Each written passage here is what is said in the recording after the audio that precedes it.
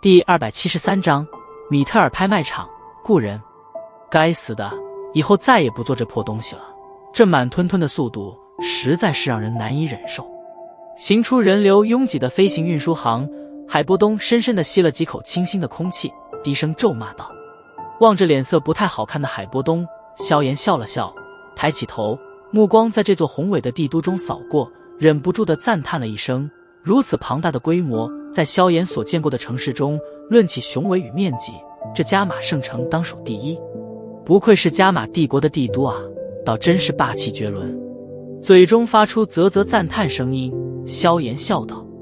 海波东没兴趣看那些无聊的建筑，视线在周围扫过，忽然问道：你什么时候去云岚宗？半个月后吧。萧炎沉吟着算了一下，距离3年之约的时间